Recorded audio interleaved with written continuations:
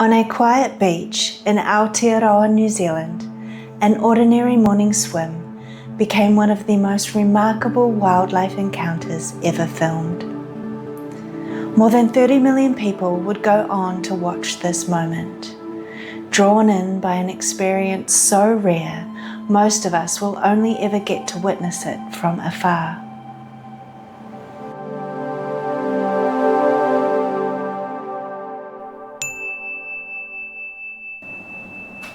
Hello beauties, I'm truly glad you're here. However this moment looks for you, whether you're listening quietly in the background, fully engaged, or already beginning to drift, give yourself permission to simply be. Take a deep, clearing breath in, gathering up any scattered thoughts from your day, and let it all go with a slow, steady exhale. Releasing the tension in your shoulders and gently settling into this space. Whatever today has held for you so far, allow it to drift quietly into the background. And know, whatever may be waiting for you can wait just a little longer. Let's step in to today's case. It's December 2018 in the small coastal town of HaHei on New Zealand's Coromandel Peninsula. Judy Johnson makes her way toward the ocean. It's early summer here in the Southern Hemisphere. The air is mild, the sea cool but inviting. Temperatures usually hover around 16 to 21 degrees Celsius. That's about 61 to 69 degrees Fahrenheit for those listening from the Northern Hemisphere. Judy is in her late 60s. She's lived in HaHei for many years, and she's known locally as a seasoned ocean swimmer. For her, swimming isn't just exercise, it's ritual, it's freedom, it's the rhythm of her life. She swims year-round, 3 times a week, often with a small group of friends. In her younger years, she even competed at a national level. The ocean has always been her element. Now, if you've never seen HaHei before, it's worth pausing to imagine it. The permanent population here is only about 300 people, but in summer that number swells to nearly 9 times its size. Families, travellers, and adventurers all flock here for the coastline. A place shaped by volcanic forces and the restless Pacific Ocean. On the southern end of the beach lies Te Pare Historic Reserve, once the site of 2 Māori pā, Here Taura and HaHei. A short walk through the ancient Pahurakawa groves leads you to the headland, where the views stretch for miles. Nearby lies Waiora, also known as the Blowhole, a towering volcanic cylinder whose ceiling collapsed long ago. Accessible only by water, it feels like a hidden sanctuary. There's something about it that people often describe as almost spiritual. And just a short drive away is Hot Water Beach, where geothermal springs bubble up through the sand. Generations of families have dug their own pools here, warmed by the Earth's core. This is the backdrop, a coastline alive with history, geology, and natural wonder. And it's here that Judy stepped into the water for her morning swim. On this particular morning, the weather is actually quite grey, overcast. You get a clear sense that rain is on its way. The beach is quiet, still half asleep. It's the time of early summer morning where everything feels slow and peaceful. Judy arrives expecting to meet friends from her usual swim group, but that morning nobody else showed up, so she decides to go in alone. Judy enters the water the way she always does, calmly, no hesitation. She begins swimming along the beach, settling into a steady pace. Breathing, stroking, moving between the silence beneath the surface and the muted sounds of the shoreline beside her. At this point, there is absolutely nothing to suggest that within minutes, this ordinary swim will become an international news story. Judy later estimates she had swum somewhere between 50 and 100 meters when she first notices movement in the water behind her. At first, it doesn't alarm her. In fact, her initial reaction is excitement. She thinks they're dolphins. Dolphins aren't uncommon in this area. But then, one of them moves closer. And suddenly she notices the colouring, that unmistakable black and white contrast beneath the surface. And in an instant, the feeling changes. These are not dolphins. Judy would later describe the rush of thoughts moving through her mind. Shock, fear, disbelief. She remembers thinking, they eat seals, and I'm wearing a black wetsuit. I could easily be mistaken for a seal. At that point though, she's already too far from shore to simply stand up and get out quickly. So she keeps swimming, carefully, working to stay calm. Back on shore, the beach is beginning to stir. A few people notice unusual movement in the water. Although from a distance, it still isn't entirely clear what they're looking at. Among them is an Australian visitor named Dylan Brayshaw. Dylan is sitting in his beachfront caravan with a direct view across HaHei Beach.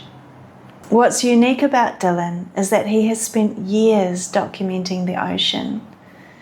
He's a surf photographer, filmmaker, and drone operator whose career has taken him to places like Indonesia and Taiwan, capturing surf culture, ocean life, and unpredictable moments that unfold where people and the sea meet. By 2018, he had built a growing YouTube channel dedicated to surf photography and storytelling. Dylan was looking out the window of his caravan when something in the water caught his attention. Out in the water, Judy continues swimming. By now, it has become unmistakably clear. These are orca. Beside her now is not one whale, but an entire family. A mother weighing several thousand kilograms, a curious juvenile, and her young calf swimming quietly alongside them. Further out in the bay, other members of the pod move calmly through the water. As Judy turns to breathe, she finds herself eye to eye with the mother. So close that for a brief moment there is almost no distance between them at all. Years later, it remains one of the moments Judy remembers most clearly. Not because she felt fear, but because she felt understanding. A kind of reciprocal awareness, as though for a brief moment, both of them recognized something in one another. Judy would describe having a deep sense that no harm was intended. Not something she reasoned through, something she simply knew. And while it's impossible to say exactly what passed between them in that moment, it left her with the unmistakable feeling that they were sharing the same space in complete peace. One of the ocean's most powerful predators moving beside her with an almost impossible gentleness. And slowly, the initial fear begins to soften, because despite their size, despite the fact she is surrounded by apex predators, there is no aggression in their movement, no sense of pursuit. Judy remembered that wild orca are not known to attack humans. And as the moments continue to pass, a strange calmness begins to settle over the experience. They stay close, moving with her, beneath her, and around her, observing, curious, and gradually Judy begins to relax into the moment. What began as shock and fear slowly transforms into something else entirely, a kind of joyous disbelief, almost unable to comprehend what is happening, while somehow at the very same time simply enjoying it. Eventually, Judy reaches the far end of the beach and climbs out of the water. A curious crowd has gathered on shore, trying to process what they've just witnessed. Judy speaks briefly to a few people. She confirms what many of them can hardly believe. Yes, she was swimming with orca. She's unharmed, calm even. But as she looks back out towards the water, another feeling begins to emerge. A simple thought, unexpected even to her. I don't want this to finish. And then incredibly, she begins walking back towards the ocean. Yes, back into the water. And perhaps this is the true heart of the story. The extraordinary adaptability of the human nervous system. The way Judy moved from fear to acceptance to presence. Because when panic subsides, curiosity can emerge, wonder can emerge, even trust. By now, Dylan Brayshaw has reached the beach. At first, he can hardly process what he's seeing. A woman calmly returning to the water, while the orca appear to be slowly moving back out to sea.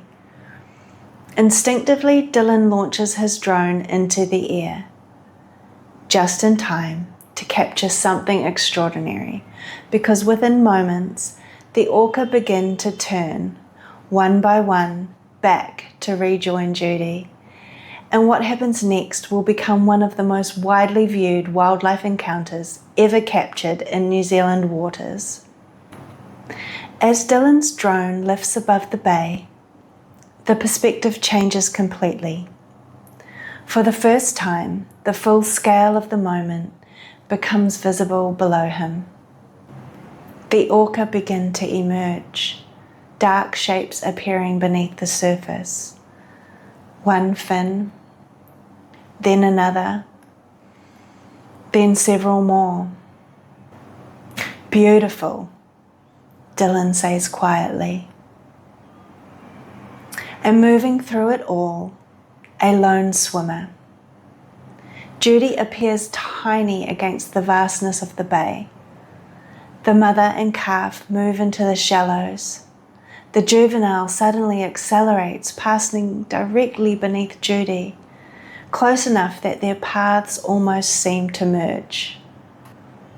Then the mother moves closer, much closer, matching Judy's pace, gliding just behind her as she swims. At times, so near that from above, it almost appears as though they must be touching. But later, Judy would confirm they never did. Not once, as though an invisible boundary was being respected. We see Judy roll onto her back, taking it all in, fully aware, fully present. The mother moves beside Judy with an effortless precision, matching her speed before suddenly surging ahead and cutting in front of Judy. So close, she is forced to stop swimming altogether. She simply floats there, rising and falling in the swells left behind by the mother, mesmerized. Nearby, the younger orca remained close, following, observing, part of the moment, yet somehow separate from it. And again, the mother returns, drawing close, moving away, then returning once more. Watching the footage today, it's easy to understand why millions of people became captivated by it. It invites wonder. No one can know exactly what was happening beneath the surface that morning. Whether it was curiosity at play, social learning, or something else entirely. The question lingers, what inspired this family of wild orca that day? And perhaps that question is part of what makes this story so enduring. Because orca are not only among the ocean's most powerful predators, they are also among its most intelligent. They live in close family groups known as pods. They teach their young, pass knowledge between generations, develop unique hunting techniques, and even communicate using distinct vocal dialects that differ from pod to pod. Entire cultures living beneath the surface of the sea. Scientists have spent decades studying orca behavior. Yet encounters like this still remain difficult to explain.